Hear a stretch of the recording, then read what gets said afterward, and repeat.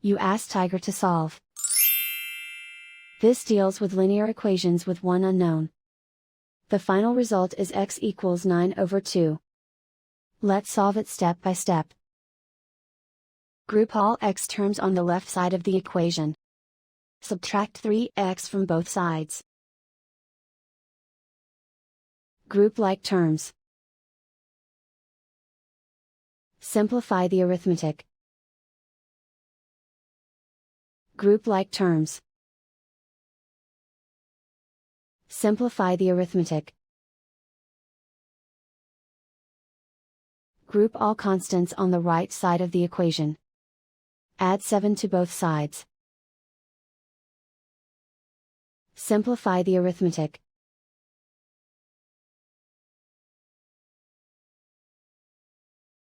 Isolate the x. Divide both sides by 2.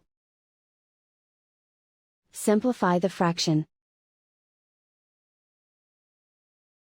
And so the final result is x equals 9/2.